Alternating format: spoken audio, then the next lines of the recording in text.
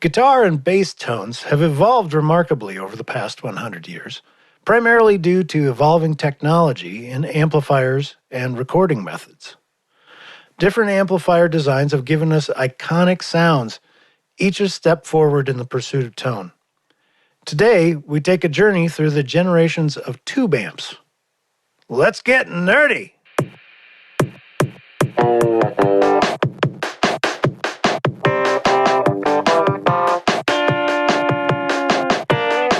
I'm Andy Schneider, career musician turned guitar coach, producer, and author of over 100 books for my publishing company, Seeing Music Books.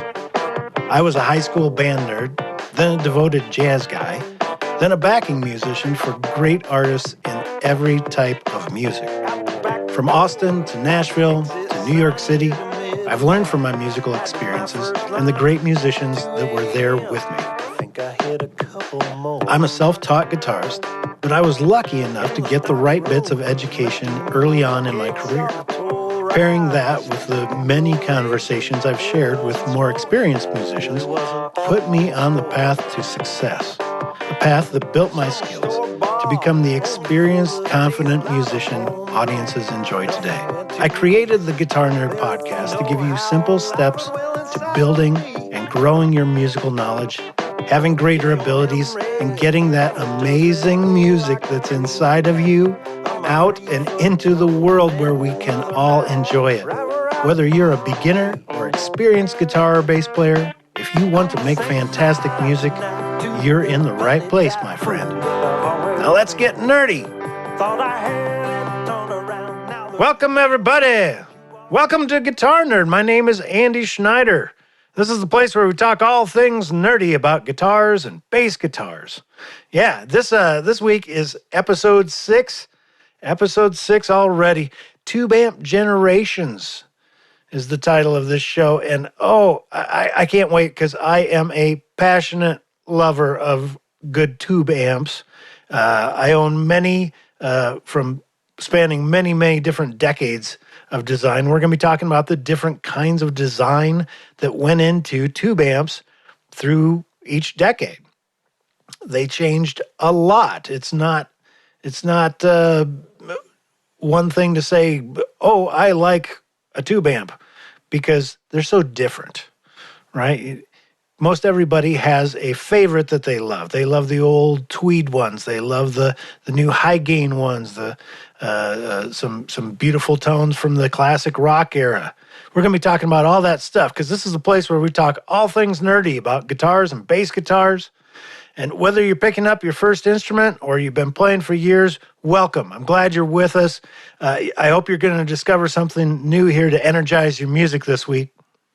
Last week's episode was how to practice easy for big results. Yeah, because time is real. Life is real, and it only gives us a certain amount of time. Might as well make the most of it. There's no reason that you got to bang your head against the practice wall. Quality over quantity. That's what we talked about, right? Quality over quantity. I'm a big believer myself. This week we're discussing the heart of the electric sound, which is tube amplifiers. From the classic warm tones of yesteryear to the high-gain, bone-crushing monsters of today, we're exploring what makes each generation distinctive. Amplifiers have been pivotal in shaping guitar and bass tones from the very beginning. From the earliest tiny tube amps of the 1940s to modern, high-gain, dual-cabinet, powerhouse boutique designs of today, each generation has contributed unique features and flavors to the sound landscape. Driven by the music of the day, amp designers have constantly been looking for the next technological upgrade that could give musicians and their company the new edge that they need, the new sounds that we are all seeking.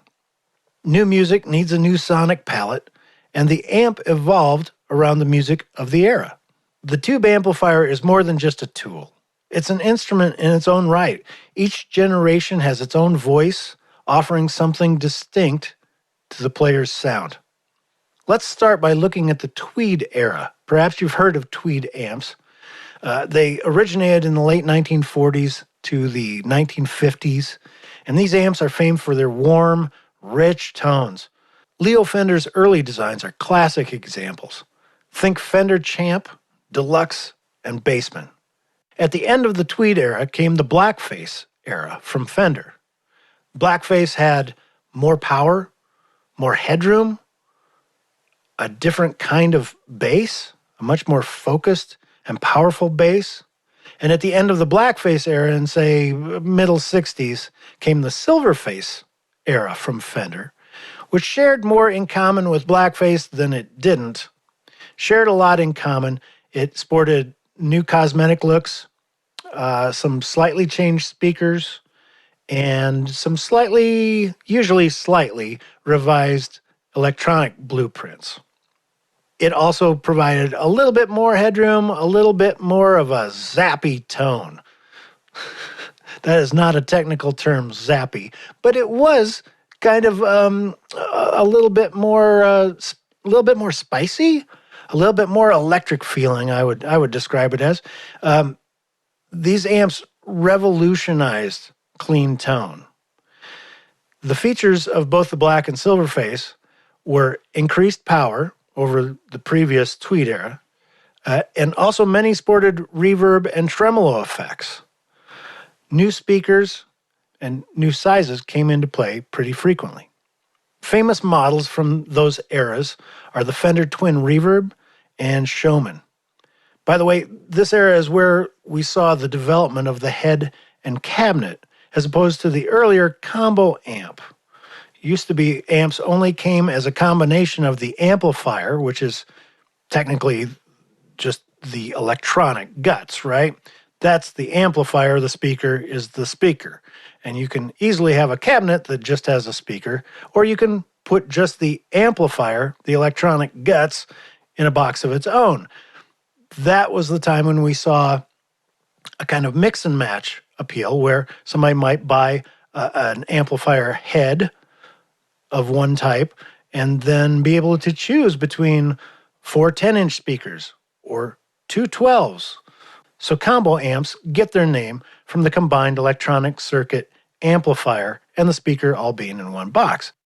As the years progressed into the Silverface era, the amplifiers took on a new kind of clean sound, a very signature sound that had a lot of sparkle. I should mention that parallel to the development of the Blackface and Silverface era with Fender here in America, that simultaneously Jim Marshall and Marshall Amplification were developing their own ideas and their own sound.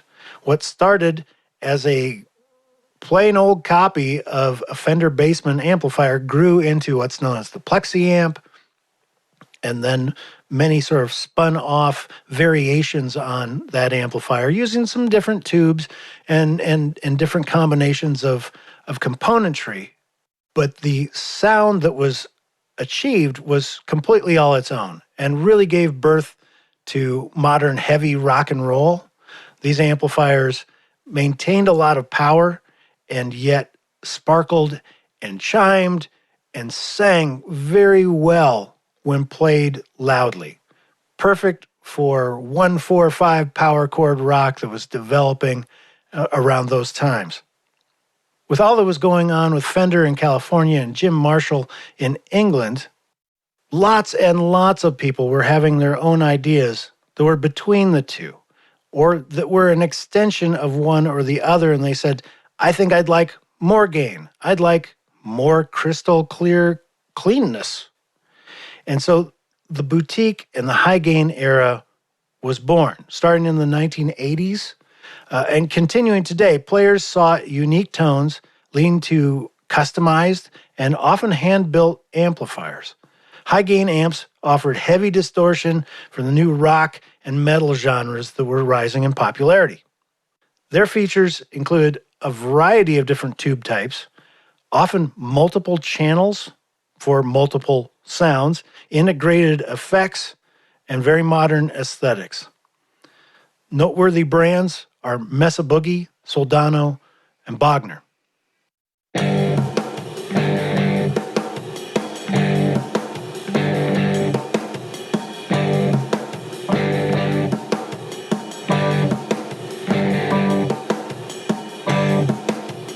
From the dawn of electric guitar time to today, what makes each generation different from the last are upgrades, improvements to the previous generation.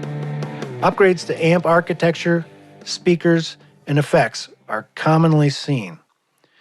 First, as music progressed from small, tasty jazz combos to loud rock and roll outfits, they needed more power. The amplifiers went from 5-watt devices to 50 or more watts very quickly. Those more powerful amps could easily be heard over a drum set and were known to fill a dance hall without the need for another PA system. PA systems were, at the time, usually pretty weak and small, so the guitar player needed to bring their own loudness. Also, the bass guitar, manufactured by Leo Fender in 1951, needed a special amplifier that had its own strong bass reproduction with low distortion. And so was born the Fender Bassman amplifier. A fun fact about Fender Bassmans is they're also some of guitarists' favorite amps.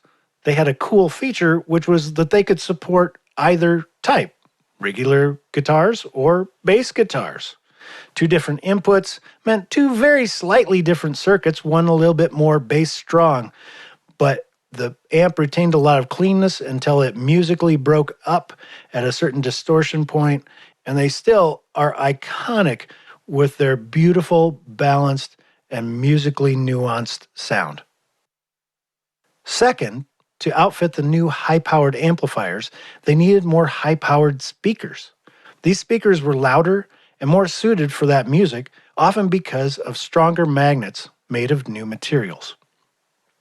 You know, the speakers have a paper cone, the big black circle that you can see from the audience side, and behind that, there's a voice coil. Voice coil attaches to the paper cone and kind of looks like a little toilet paper tube, or 3 inches of a paper towel tube. And around that, there's a very thin copper wire. Well, the voice coil is the electric coil that receives the power amplifier's very strong signal. The voice coil moves back and forth inside a fixed magnet. Early types were Alnico magnets, which were warm and smooth. As rock and roll created the need for louder amplifiers, louder speakers were made with ceramic magnets. They were brighter and could take much more volume before overdriving and distorting. Gave a very different crunch when a player did hit that distortion point. Decades later, as metal music became popular, even more high-power magnets were developed, neodymium. Neodymium magnets were crazy powerful without being crazy heavy. You'll often hear of super magnets today. They'll talk about super magnets for your toolbox or for your fridge. Well, they are crazy powerful considering their small size and weight. And they store the most magnetic energy of them all. And they offer a highly accurate sound reproduction with incredible bass. For maximum metal, you're going to need maximum speaker power. And neodymium magnets fit the bill. Third in the evolutionary direction of amplifiers was the addition of effects. In the late 1950s and early 60s, people started enjoying built-in reverb and tremolo, or sometimes called vibrato. Reverb is what it sounds like the splash after the original sound you'd hear in a cathedral. Tremolo, or vibrato as it was sometimes called, was a beautiful complement to this reverb, and the rhythmic pumping or shimmering of the tremolo sounded amazing in the wash of beautiful tube-powered reverb. The two are often found in the same amplifier. A classic example, again, is the Fender Twin Reverb. Scotty Moore in Elvis Presley's band was said to have the first tape-based echo unit ever built into an amplifier. They added it to simulate the slapback effect that a producer had added to Scotty's guitar in the studio. Everyone loved that sound and wanted Scotty to be able to reproduce the sound on stage, so he had a custom amp built with the effect included. In later years, distortion circuits were added inside the amplifier. These effects became popular as outboard pedals, and manufacturers figured, why not give the consumers a built-in version? It gave players a chance to get cranked tones at much lower volumes. Some of those distortion circuits, by the way, were solid state, made of transistors. Others were tube-based. And so a manufacturer had a choice of either trying to get more out of the tubes they had or following the lead of some hot rod technicians. They would add an extra tube to the circuit. And that would create a lot of gain, a lot of voltage that when pushed into subsequent sections would push the whole amplifier into overdrive. Pretty clever. If you're new to getting tones from amplifiers, try experimenting with your amp settings.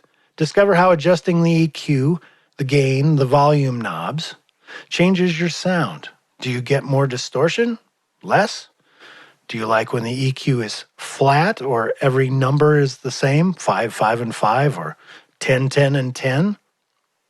Being proficient with your amp settings is crucial to getting the tone that's meaningful to you, that enables you to play the music you love. If your amplifier has different channels, experiment with them to find out what tones they contain. Some have built-in distortion, but even in the older simple amps, like a dual-channel Fender, each side has a different personality and breakup.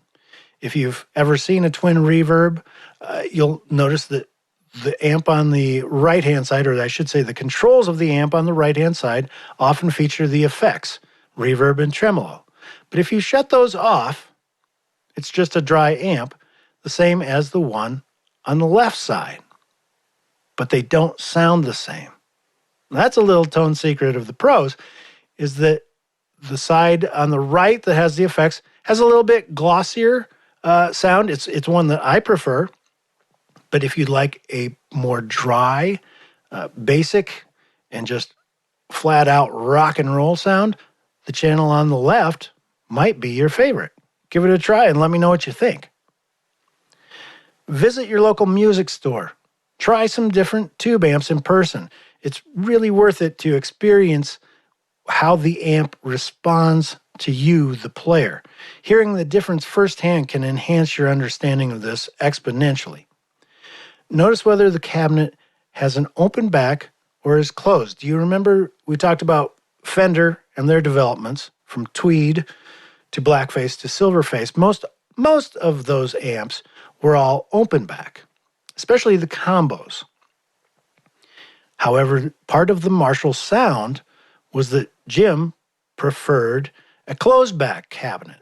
And because they were closed back, they have a very tight and projecting sound. Open back cabinets have a room-filling warmth, a relaxed feel, but the closed cabinets on Marshalls and High Watts and orange amplifiers they're called, those have a tighter bass and a great forward projection and power.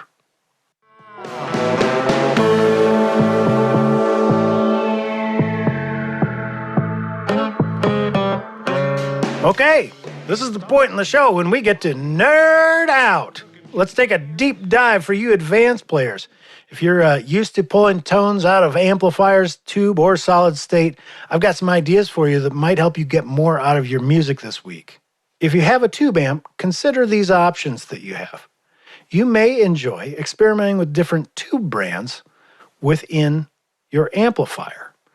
Different manufacturers make the same tube, and they can usually be interchanged pretty easily. And without a tremendous cost, each tube varies in tone and dynamics, offering subtle to very dramatic variations. While you'll want to do your homework to be sure it's safe to swap a tube, preamp tubes are the easiest to begin with in your exploration. They generally don't require rebiasing or even taking the amp to a technician. Some preamp tubes distort easier or have a more detailed or even a glassy tone. Bonus, they don't cost much, and you might even find some vintage ones rolling around on eBay. You can fool around with those for little or nothing. eBay or Reverb are great places to start looking. An additional safety note, never swap a tube with the power turned on. You may blow speakers, the amp itself, or just really hurt yourself. Amplifiers work with high voltages inside, and that requires respect. Pay attention to the types of power tubes you like. When you play an amp that really gets your attention, take note of what's in the back. The power tubes are the large ones. And most any amp from the last 70 years uses very similar preamp tubes. Those are the little ones. The power amp tubes greatly determine the tonal personality and the power of the amplifier, and you may find that some models become your favorites. Common varieties you'll see are 6L6, 6V6, EL34, EL84, and the 6550, my personal favorite. While you generally can't swap one type of tube for another, there are some devices that can make this possible. There's a device called a yellow jacket, which is a tube adapter that allows a person to put a different type of tube in their amp. Each yellow jacket is very specific, replacing just one kind of tube with just one other. For example, could replace a 6L6 with a EL34. This is an inexpensive way to explore a whole different range of tone without having to buy an entirely new amp. One of the features of tube amplifiers is that they take on different personalities the louder they get. They start to growl, they start to break up, and then they just flat out make mean, mad distortion rock and roll tones. Yeah! That's often what we're after. And one of the ways that you can do that without being at ear-splitting volume is by adding an attenuator. An attenuator achieves that desired crank tube tone at much more manageable, even bedroom volumes. Increasingly, these power-soaking devices are now being built into amplifiers, so that you can experiment with cranking the volume knobs on your amplifier, but turning down the attenuator to keep it at a reasonable volume. Also, consider amp switching. Amp switching can allow you to combine tones from different amps in real time. A good amp switching pedal manages the routing from your guitar or pedal board to one or even both of two amplifiers. And it comes with some bonuses, like eliminating the hum and buzzes that can come from connecting more than one amp at a time.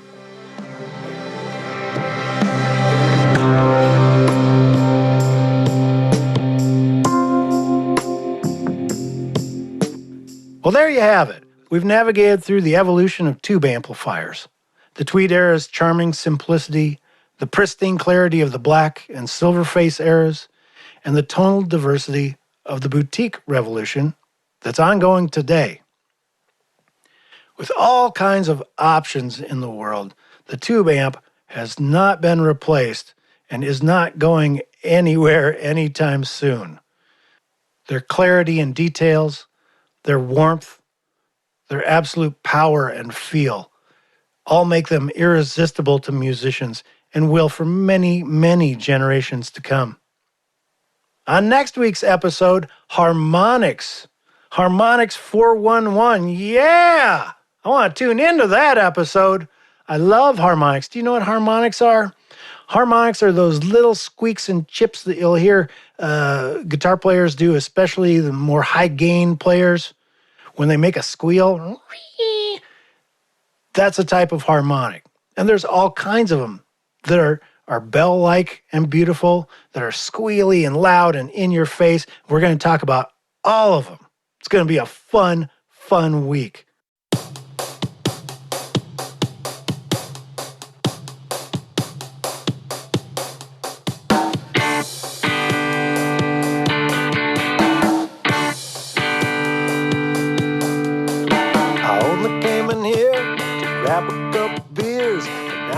You've got great music inside of you.